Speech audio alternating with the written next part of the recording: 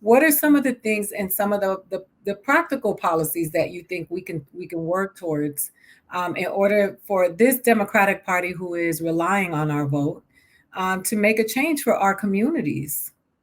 That's such a powerful question, and I will start with this. So my cousin, who's like my sister, she just had a baby. Well, now she's a little older. She's about 3 years old, and I literally said, if we can end racism for my little cousin and start there, because you and I, so our skin is sort of we have some thick skin, right? So we know how to deal with it. But the little black boys and girls who are coming up, if we could end it for them, or we could try to end it for them, we should start there. So I always like to start with fixing public education, which I think is thing one, Mm-hmm. right? So we've got to talk and I think this is a conversation that, and Joe Biden has committed to doubling Title I funding, which is money that goes to school, like basically money that goes to schools where they're vulnerable families, right? So I think that's thing number one. Is fixing public, and this is the civil rights fight of our generation, is fixing public schools, because that's where it starts, right? When Correct. they start criminalizing young people in kindergarten, right? That's where they criminalize.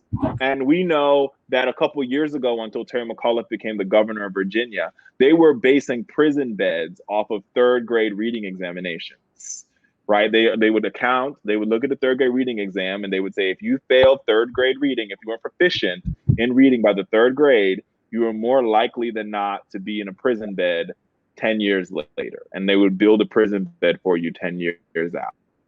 And so that means we've got to get that. And think about this, right? We spend in the United States about $30,000 a year per prisoner, and we spend around roughly $10,000 to $15,000 per student. That equation to me is backwards, right? We Absolutely. need to be spending $30,000 per student, so we don't have to have any prisoners to spend money on in the future. So that's thing one. I think thing two is we need to hold, if I learn anything from my white gay male counterparts, is when Barack Obama became president, is they had an agenda, and they basically fought tooth and nail with the White House until they got everything in their agenda done. And I think we have to do the same. So if Joe Biden wins, we will know that he won because African Americans showed up and Latinas and Latinos showed up for him in record number. And that means the next day, right? That means he gets sworn in. I believe he gets sworn in on the 21st. So before that, during the transition period, we need to be in meetings. We need to have our demands ready. And our demands should be simple. We need you to sign on day one. Pelosi's already passed the bill. So we need control of the Senate, number one. And we need you to pass the George Floyd policing reform bill on day one.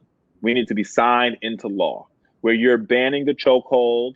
You're sharing data so that bad cops you can't be a bad cop in DC, get fired, and then become a cop in Alexandria, or become a cop in PG County. Like you don't become a cop anywhere after you're a bad cop. You're out. You're done. You don't police anymore. You go home. You become a secretary. You go work at a call center, maybe the drive-through at the McDonald's. I don't know. Go crunch numbers in the dark. But you don't police anymore if you're a bad cop. And so that's what we've got to, Man. No. right? And then I think on top of that, then we've got to start dealing with some of the health disparities in communities of color. So that means investing in a couple of things. I wrote a piece about this in the Griot. We have a nursing shortage in America. And if we want to uplift communities of color, then it's about time. When we talk about free community college, we need to have programs where we're recruiting people of color to go into nursing and to go into medical school. And we need to really and this is about empowering our communities as well, because think about the difference. And my mom was a nurse. I was raised by a pack of nurses, and they're all from Jamaica, right? And I think about the difference that having a nurse on the block will make for your entire community. Not only is that nurse able to provide just first aid and care to the community, but that nurse's salary also impacts that entire block. So things like that. How do we start changing communities block by block by empowering people, by giving them education, by giving them opportunity, and by uplifting the entire community? What Republicans like to talk about is pulling yourself up by your bootstraps, but sadly they've taken away the boots and they've taken away the straps. And so what I think we've got to do if Joe Biden is elected is we've got to say, where are the boots And where are the straps? Because let me tell you, what I know for a fact is that Black and brown folks, we are some of the smartest, brightest, beautifulest people in the world. There's nothing that we cannot do if we put our minds to it. This guy behind me, right? Back then, it wasn't okay to be gay. He was an openly gay man who planned one of the largest civil rights marches in American history. Like, we could do this. It's possible. So it's about giving us the opportunity and resources to do it. You think about these brothers, and I tell people all the time, like, even when you think about the folks who are caught up in our criminal justice system, they're not stupid. They're not dumb. If you're a dope boy or you're a drug dealer and you're managing a city and that's a multi-million-dollar operation. So how do we turn those brothers who are entrepreneurs into actual entrepreneurs? And that's what we've got to be focused on when we think about what the next generation of our community is.